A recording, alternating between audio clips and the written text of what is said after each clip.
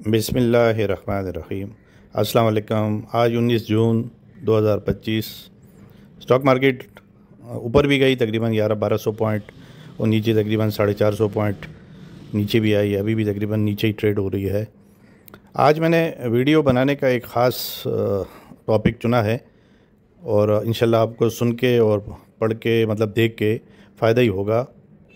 मेरे चैनल को अगर आपको मेरी बातें अच्छी लगती हैं और कारोबार में आपको उससे फ़ायदा होता है तो बराए मेहरबानी लाइक, सब्सक्राइब, शेयर किया कीजिए, बेल आइकॉन को टैप कर दिया कीजिए। आप लोगों की बहुत मेहरबानी।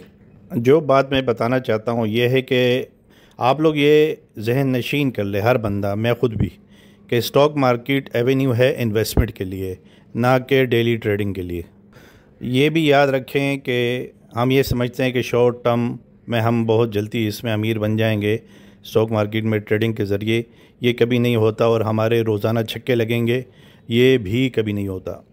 इस मार्केट में कामयाबी के लिए आपको रिसर्च करनी पड़ेगी, आपको मेहनत, होमवर्क करनी पड़ेगी और आपको किसी के देखा देखी या जो भी आपसे कहे कि इस स्टॉक को ले ले, इस स्टॉक को उठा ले, ऐसा कभी भी ना किया करें।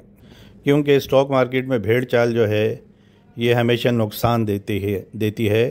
इन्वेस्टर को भी नुकसान देती है और जो डेली ट्रेडिंग करते हैं उनको तो नुकसान देती ही देती है। इस मार्केट में इन्वेस्टमेंट के बाद सालों भी लग जाते हैं, 5-5 साल भी लग जाते हैं, 7-7, 8-8 साल भी कंपनीज़ को रिकवर करने में लगे हैं।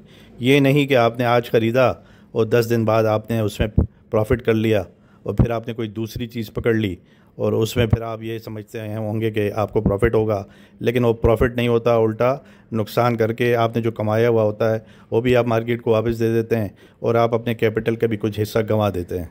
हमेशा अच्छे फंडामेंटल्स वाले स्ट्रॉन्ग फंडामेंटल्स वाले स्टॉक ख़रीदा करें और ये छोटे जो स्टॉक्स होते हैं वीक फंडामेंटल्स वाले, इनमें कोशिश करें इनको अवॉइड किया करें। आजकल तो इंटरनेट का ज़माना है, सब चीज़ें स्क्रीन पे अवेलेबल हैं। जिस कंपनी की भी रिसर्च करना चाहें आपको ट्रेडिंग व्यू पे, इन्वेस्टिफाई पे, पाकिस्तान स्टॉक एक्सचेंज के डेटा पोर्टल पे सब चीज़ें अवेलेबल हो जाती हैं।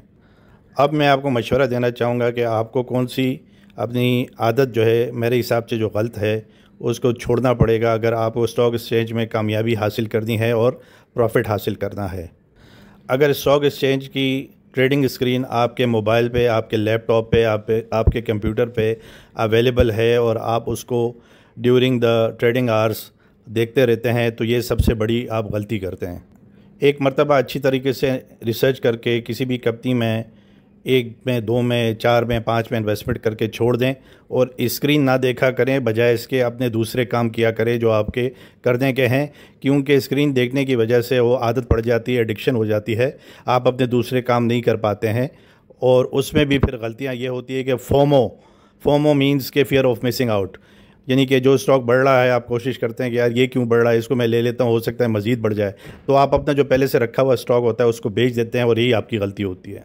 फोमो को फॉलो करते हुए आप बढ़ता हुआ स्टॉक ले लेते हैं जो कि रुक जाता है, फिर उसके बाद वो नीचे आता है और जो आपके पास ऑलरेडी स्टॉक होता है कुछ अरसे बाद वो ऊपर चला जाता है, फिर आप पछतावे के अलावा कुछ नहीं कर पाते हैं।